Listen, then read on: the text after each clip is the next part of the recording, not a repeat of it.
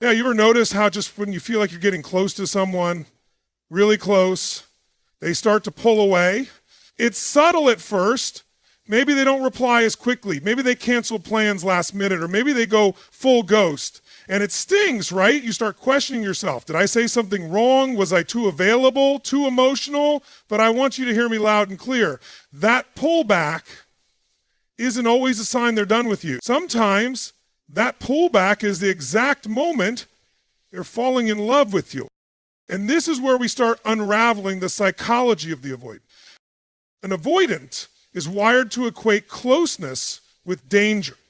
Not because you are dangerous, but because intimacy threatens the emotional defenses they've spent years building.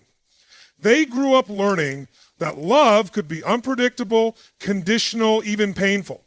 So as adults, they develop a strategy. Stay in control, stay distant, stay safe.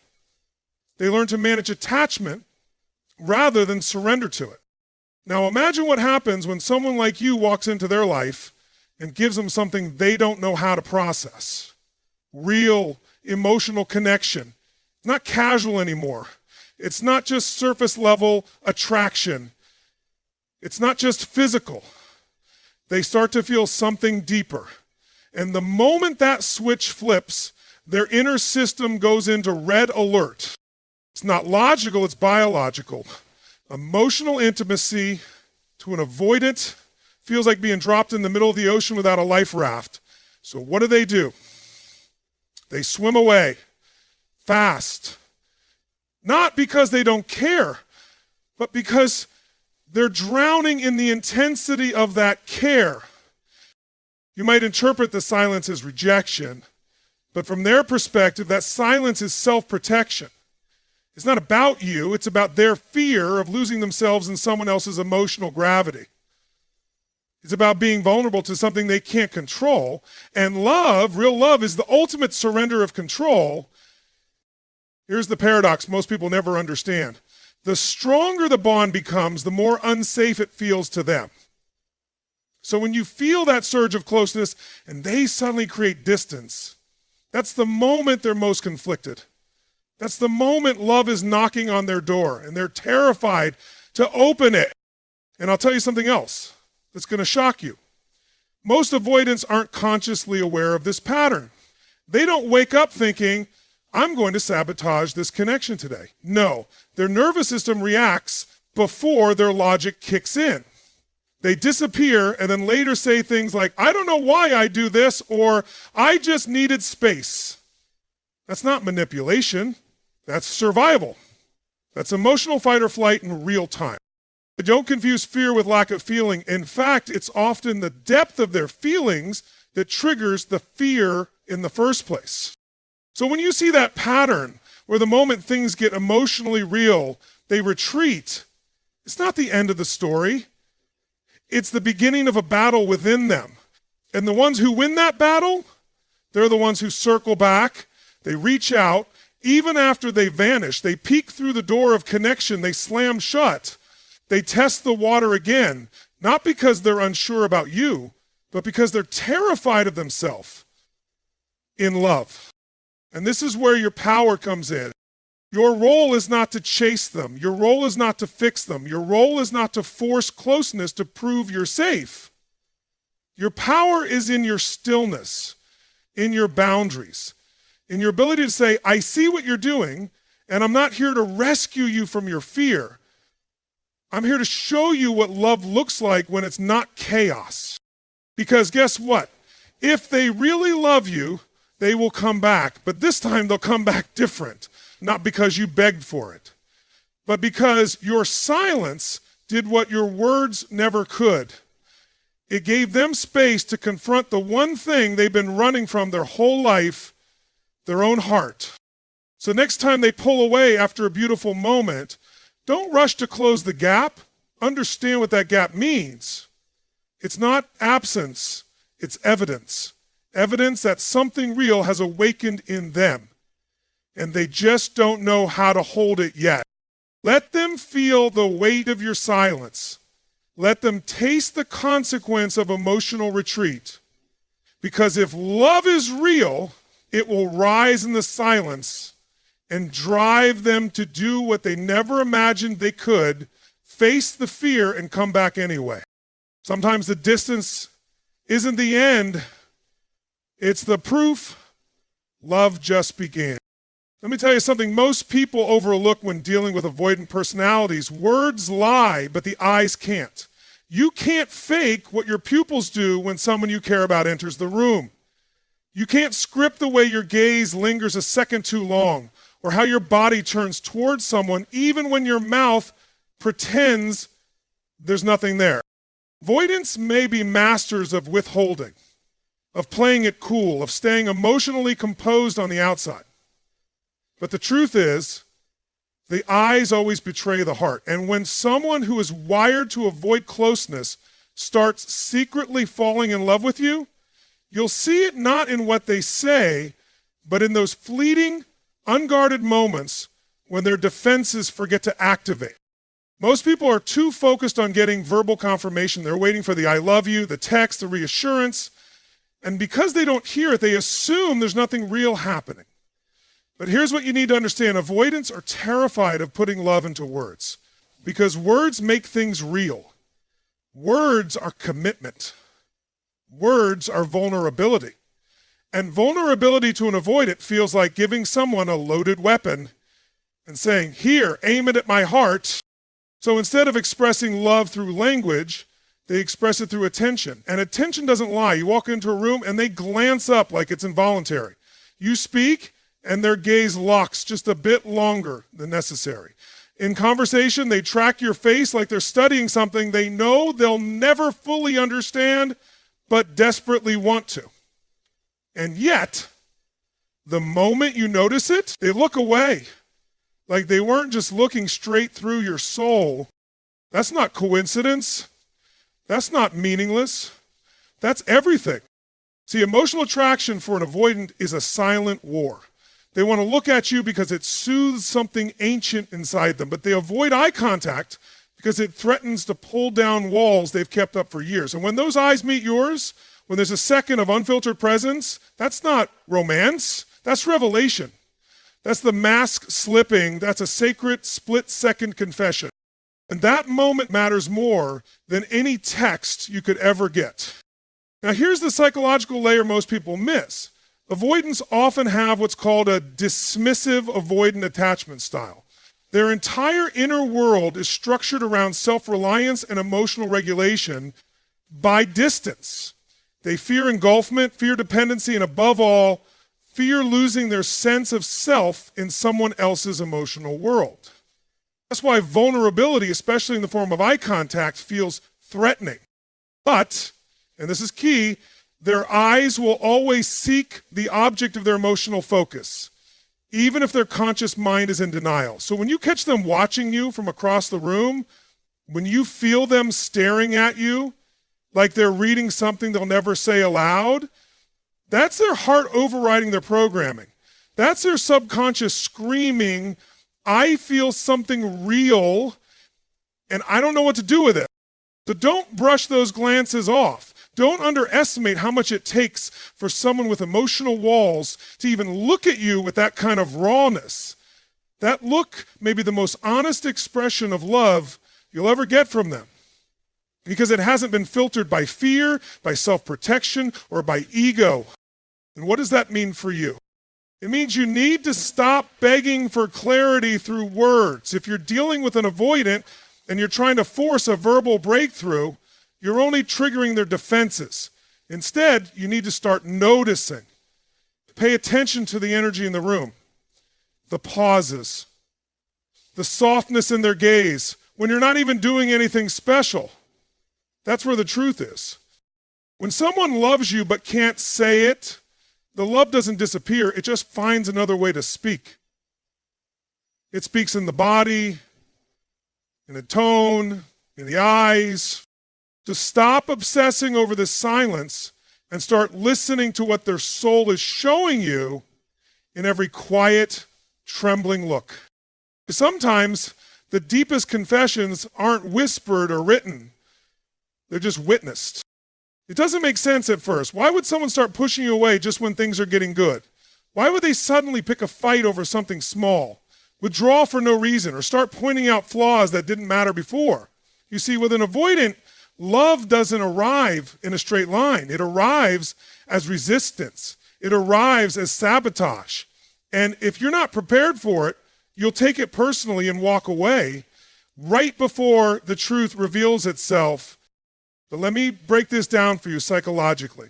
Avoidants equate closeness with danger, not because you're doing anything wrong, but because real intimacy threatens the emotional control they've worked their whole lives to maintain. When they feel themselves falling, they don't lean in. They grab the brakes. Why? Because love makes them feel out of control. And for an avoidant, control is safety. Chaos, even if it's self-created, is more familiar than vulnerability.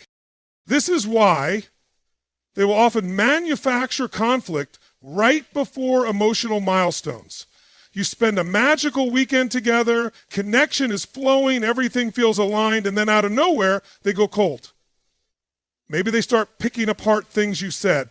Maybe they start telling you they need space or don't know what they want. But you felt the connection. You know what it was.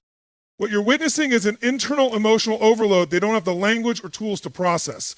It's not manipulation, it's emotional defense. When an avoidant senses that they're starting to care too much, that their heart is leaning in and their defenses are wearing thin, their subconscious triggers a detour. And what's the fastest route away from emotional exposure? Conflict. They'll pick a fight to create distance. They'll say something insensitive to provoke a reaction. They'll suddenly focus on your flaws. Why? Because if they can convince themselves you're too much or not right, they can retreat and justify the withdrawal. It's a coping mechanism, a kind of reverse logic. If I destroy the closeness, I won't have to feel the terror that comes with it. And here's what most people miss. That chaos, that storm of emotional pushback, it's not a sign that they don't feel anything. It's a sign that they feel everything. That disorientation, that sudden shift in their behavior, it's the direct result of deep, terrifying affection. They are not trying to hurt you. They're trying to protect themselves from what you've triggered inside them. Avoidants often carry emotional wounds from early attachment experiences. Maybe they were made to feel like love was conditional. Maybe they were punished for needing too much. So now, as adults, the very thing they crave, connection, feels unsafe. So when love shows up in its raw, powerful form, it doesn't feel like a gift. It feels like a threat. That's why they'll sabotage the very thing they secretly want, because it's too vulnerable, too exposed, too real. And real to them equals risk. Now, this is where most people make the mistake. They internalize the sabotage. They believe the argument is their fault. They try harder. They chase. They beg for closeness. But that only reinforces the avoidant fear, because now you're the one putting pressure on them. And pressure confirms their deepest belief, that intimacy is dangerous, that love will trap them, that they'll lose themselves. So what do you do instead? You hold your ground. You don't escalate. You don't collapse into self-doubt. You recognize the chaos for what it is, an emotional flare signaling the presence of something real. And you allow the storm to pass. Sometimes the most powerful thing you can do is nothing. Not because you're giving up, but because you're creating the space for them to face their own emotional contradiction. You're showing them that love doesn't mean suffocation, that you won't match their chaos with more chaos, that you can stand calmly in the fire they've created and not be burned by it. Because when they come down from the emotional high, when they realize you didn't abandon them, didn't react with fear or anger, that's when the healing begins. That's when they start associating love not with pain, but with peace. And for someone with an avoidant attachment style, that shift is monumental. So next time the chaos comes, don't panic. Don't chase. Don't take it personally. Understand that the storm is often the soul's way of revealing that's finally feeling something worth protecting. Sometimes love doesn't show up as harmony. Sometimes it shows up as the chaos that precedes transformation. It's easy to miss that subtle shift, the tiny actions that seem insignificant on the surface, but are saturated with meaning when you know how to read them. See, when you're dealing with someone avoidant, the grand declarations, the sweeping gestures of romance, they rarely come, not because they don't care, but because that's not how they've learned to express love. If anything, the bigger the emotion, the quieter their behavior becomes. Love doesn't come through a megaphone with them, it sneaks in through the cracks. And this is what makes avoidant love so difficult to detect. They don't speak it, they show it. In quiet, consistent, almost invisible ways. The avoidant isn't going to be the one writing love letters or planning candlelit dates. But they'll check if you got home safely. They'll remember your favorite snack and leave it in your bag. They'll fix something you mentioned only once in passing. To most people, these things don't even register. But to someone who's terrified of emotional exposure, these gestures are not small, they're everything. Now here's what's crucial to understand psychologically. Avoidants operate from emotional scarcity. They've learned, often from childhood, that love comes with conditions, that affection can be withdrawn without warning, that safety depends on self-reliance. So they don't trust easily, not you and often not even themselves. When they start to feel something real, their instinct isn't to dive in, it's to test the waters carefully without making a splash. That's why you'll see love from them in these tiny, almost hidden actions. It's love on mute. But these small acts carry enormous weight because for someone who doesn't allow themselves to be emotionally dependent, to go out of their way for you, even in a minor way, costs them something. It challenges their identity, it risks exposure, it forces them to care in a way they've trained themselves not to. So when they show up, especially in small but consistent ways, that's your signal. This person is feeling something they may not even be ready to admit. And here's the kicker. They think you won't notice. They believe their actions are so subtle, so quiet, that they're emotionally safe. But this is your power. You do notice. You read between the lines.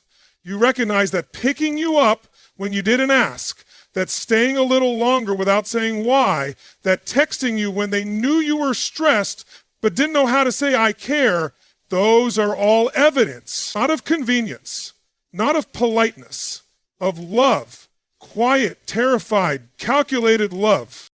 That's how avoidants give themselves away, not by what they say, but by what they do when no one is watching, by what they give you when they think it costs them nothing, but deep down they know it costs them everything. Because to give even a small piece of care, to be consistent in even a subtle way, to show up, that's emotional vulnerability for someone who's wired to run. So don't get distracted by what they're not doing. Don't obsess over why they haven't said I love you or plan some extravagant display. Look at the pattern. Look at the care. Look at the way they show up for you when it matters, even if they pretend it doesn't. That's where the truth is. That's where the heart speaks without words. And this is where most people miss the gold. Because our culture is obsessed with loud love, with validation, with fireworks. But with an avoidant, love doesn't explode. It simmers. It builds quietly and carefully behind the scenes. And if you're not attuned to that, you'll walk away thinking they didn't care, when in reality, they were loving you the only way they knew how, cautiously, silently, but with deep emotional investment. Now, I'm not saying you should settle for breadcrumbs, but I am saying when someone is trying, even if imperfectly, you have to know what that effort means to them. Because what's easy for you may be revolutionary for them, and sometimes the person doing the least in appearance is feeling the most in silence. So pay attention. Notice the small things, the consistency, the care behind the curtain. Because those acts aren't accidents. They're emotional codes, coded confessions from a heart that's learning how to feel safe in love, maybe for the first time. Sometimes the smallest gestures hold the loudest truths if you know how to listen with more than your ears. There's a moment in every connection with an avoidant where something unexpected happens. They begin to show you their flaws. Not the shallow kind, not the ones people confess to seem humble. I'm talking about the deep ones, the trauma, the childhood wounds, the guilt, the shame. And if you're not paying close attention, you might think they're just venting, or worse, they're dumping baggage. But what you're actually witnessing is sacred, because when an avoidant starts opening that door, it's not by accident. It's love trying to break through the concrete. Understand this. Avoidants are masters of the mask. They spend years crafting an image that's strong, independent, emotionally untouched. They build walls out of logic, detachment, control, not because they're cold, but because they've survived in emotional isolation. Vulnerability wasn't safe, so they adapted. They kept the world at a distance to keep themselves from shattering. But love, real, grounded love, does something terrifying to an avoidant. It threatens that isolation. It challenges the idea that they have to carry everything alone. It starts to make them feel seen. And being seen, truly seen, is both their deepest fear and their deepest longing. So what do they do when the heart gets involved? They test the water. They reveal small pieces of themselves, not to manipulate, not to win sympathy, but because they're trying to answer one question. Can you handle the truth of me? They don't hand you the highlight reel. They hand you the underbelly, the pain, the regret, the unspoken doubts. And it might feel sudden. You might be wondering, why now? Why tell me this? But if you've reached this point, what you really witness is in this, they trust you. More than that, they've already made a place for you in their emotional world. And that world is not easily accessed. This is where a lot of people misinterpret the moment. They think the avoidant is becoming unstable or emotionally intense or too much. But this is not instability. This is intimacy. It's the part of the relationship where the real self steps out from behind the facade and says, I need you to see who I really am, and I need to know if you'll still stay. And that takes more courage than most people can comprehend. Because for an avoidant, letting someone see their flaws isn't just uncomfortable, it's existential. They've built their identity around emotional control. So when they start cracking that armor, when they start revealing their fears and failures, they're not just trusting you, they're risking themselves. This kind of vulnerability often comes quietly. It might happen late at night when defenses are low. It might come out during a car ride or after a long silence. It won't be poetic. It won't be polished. It might even sound dismissive, like they're making a joke out of something serious. But beneath that awkwardness is a floodgate barely holding. And if they're letting it out around you, they're already loving you more than they know how to say. Now, how you respond in that moment is critical, not with solutions, not with intensity, but with presence, with acceptance, with the kind of listening that doesn't interrupt, doesn't fix, doesn't make it about you. Because if you can hold space for an avoidant in that moment, if you can handle their truth without judgment or emotional chaos, you've done something powerful. You've made love safe, maybe for the first time in their life. That's how healing begins. Not with perfect communication, not with perfect timing, but with emotional permission. With a simple, quiet message, I see all of you, and I'm not going anywhere. And if you're asking, is that really love? Yes. That's the rarest kind, not the fairy tale, not the fireworks, but the love that reaches into the shadows and says, even here, you're still worthy. Avoidance won't always